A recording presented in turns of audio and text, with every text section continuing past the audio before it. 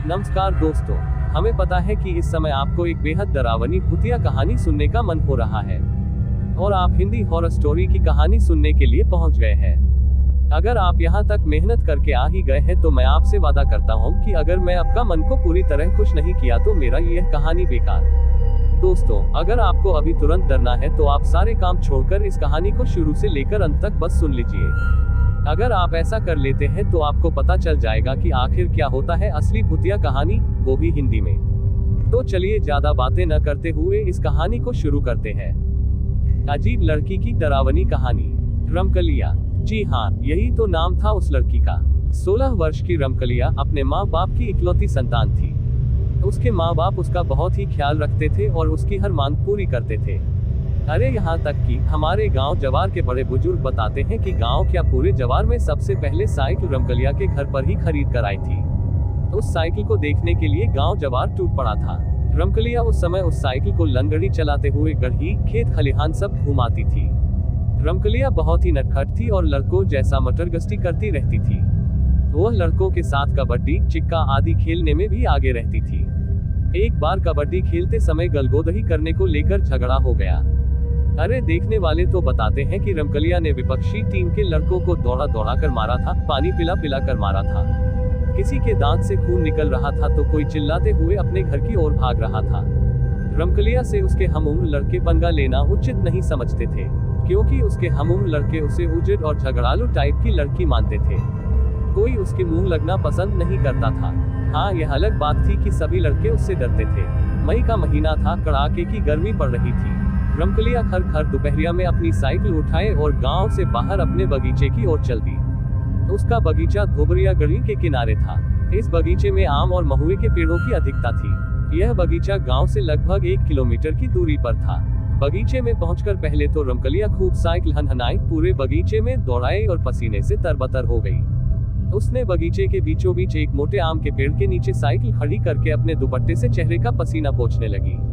पसीना ओसीना पोंछने के बाद पता नहीं रमकलिया को क्या सूझा कि वह उसी पेड़ के नीचे अपना दुपट्टा बिछाकर उस पर लेट गई। बगीचे में लेटे लेटे ही रमकलिया का मन पंछी उड़ने लगा।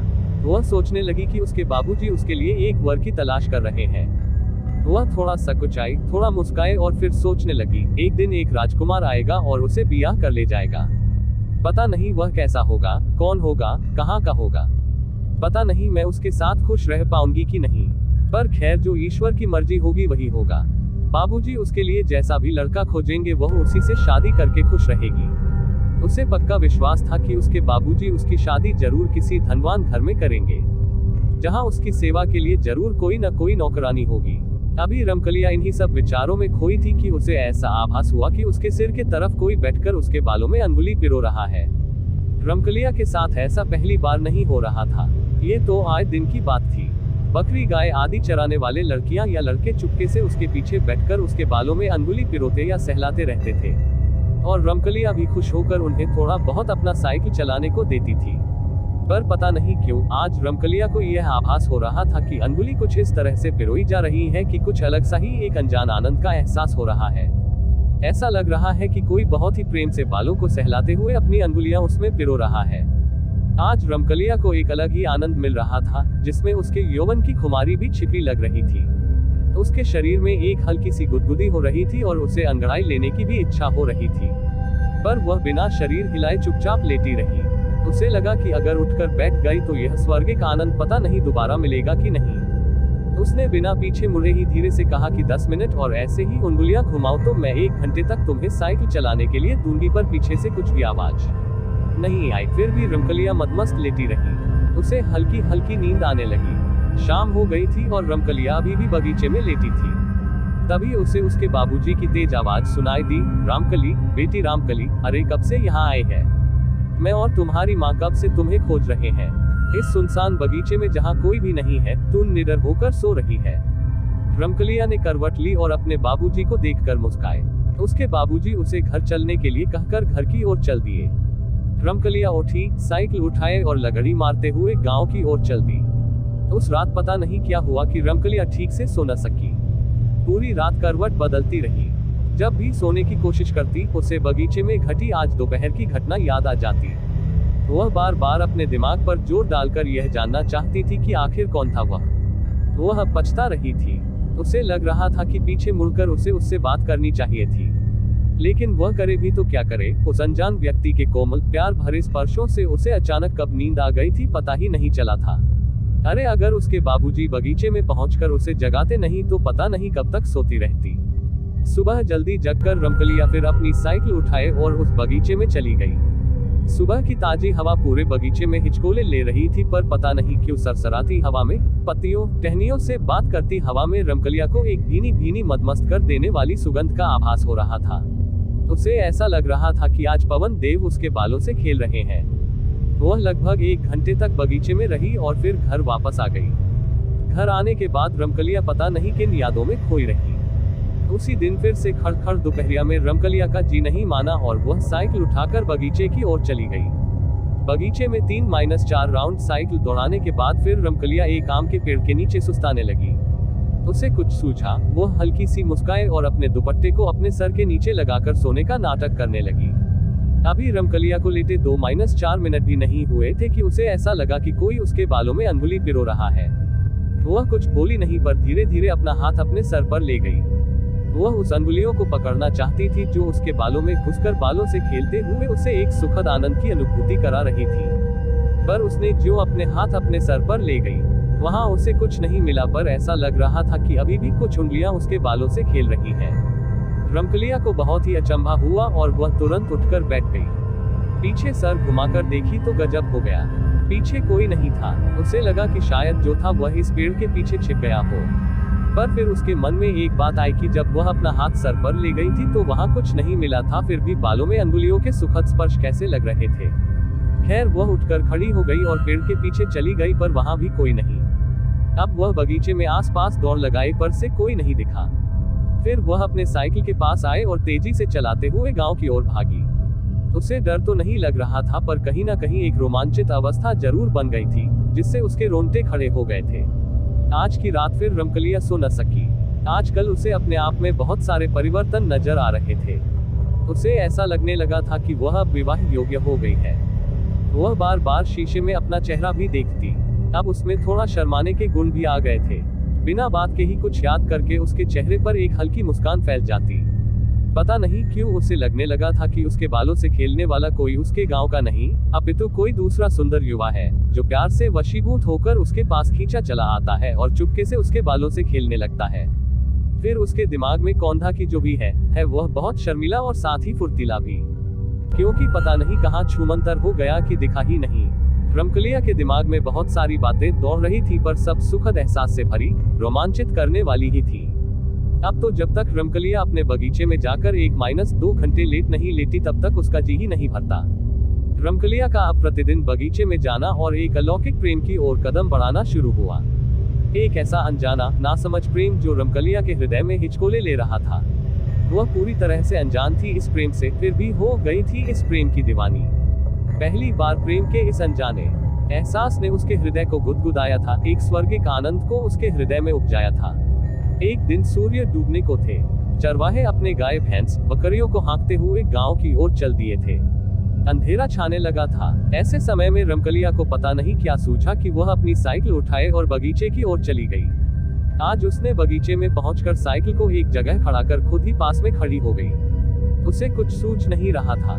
उसे पता नहीं क्यों ऐसा लग रहा था कि कोई तो है जो अभी उसे उस बगीचे में बुलाया, और वह भी अपने आप को रोक न सकी और खींचते हुए इस बगीचे की ओर चली आई। 2-4 मिनट खड़ा रहने के बाद रमकलिया थोड़ा तन गई।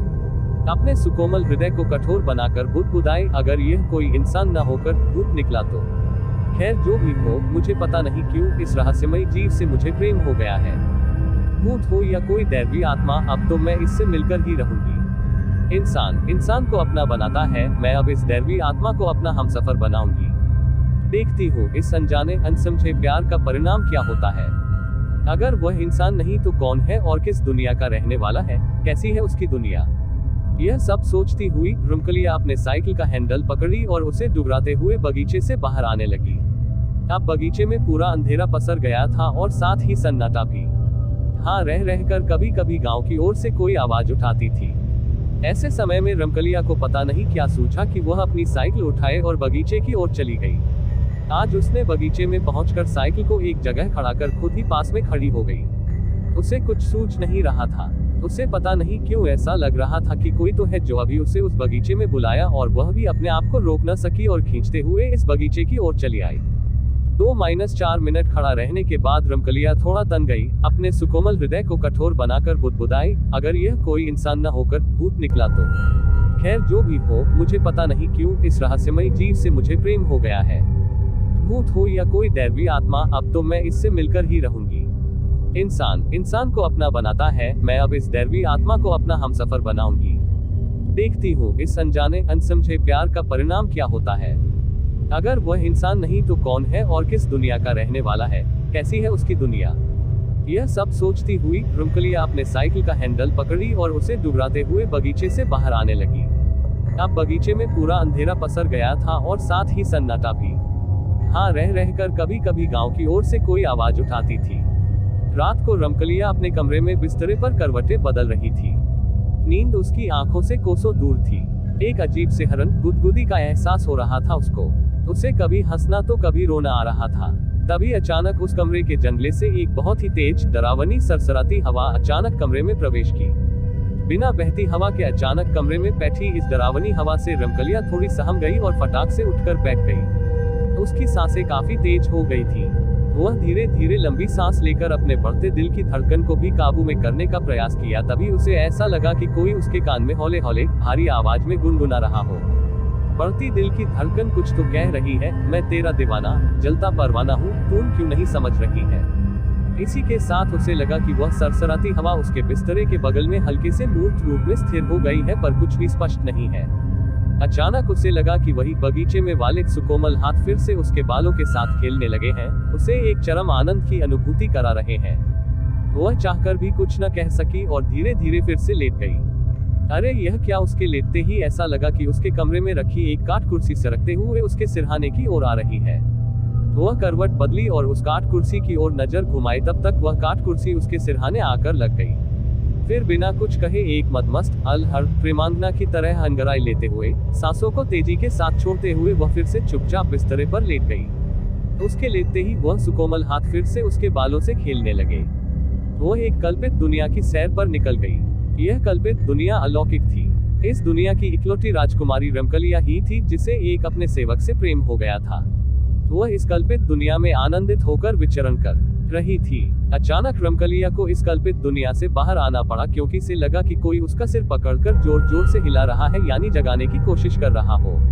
रमकलिया को लगा कि कहीं यह भी स्वप्न तो नहीं, पर वह तो जगी हुई ही थी। वह उठकर बैठ गई। फिर उस कमरे में शुरू हुई एक ऐसी कहानी जो रमकलिया को उसके पिछले जन्म में लेकर चली गई।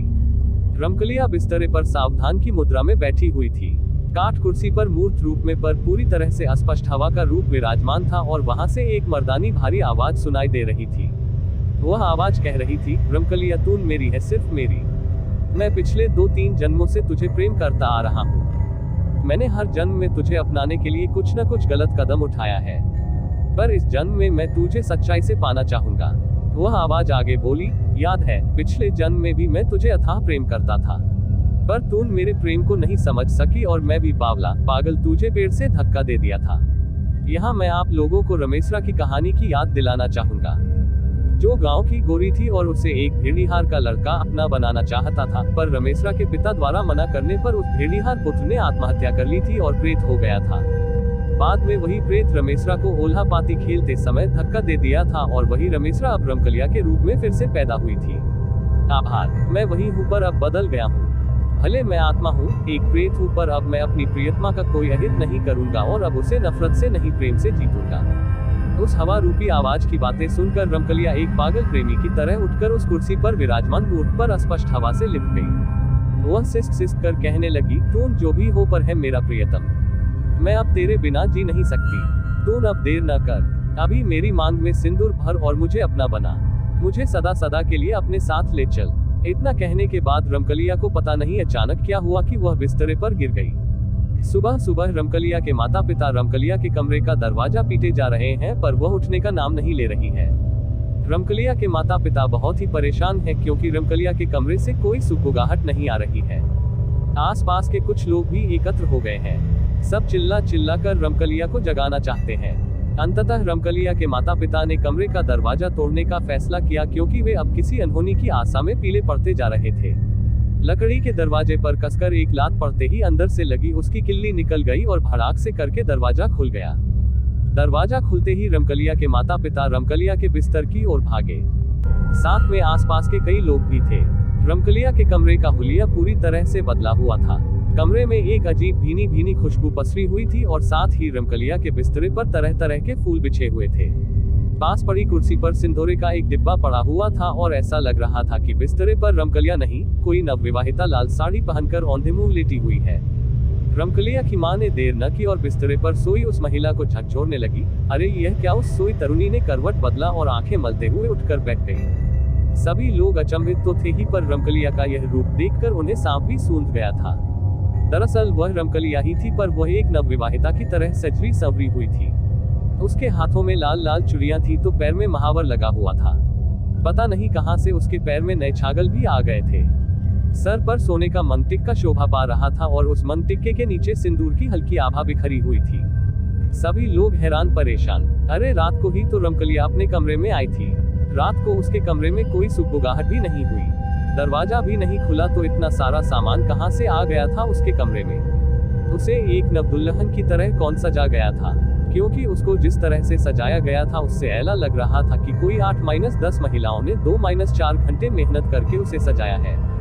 रमकलिया के माता पिता परेशान थे कि उनके घर में इतना कुछ हो गया और उनके कान पर जू तक नहीं। रमकलिया बिस्तरे से उठी, उसके चेहरे पर हल्की सी मुस्कान थी।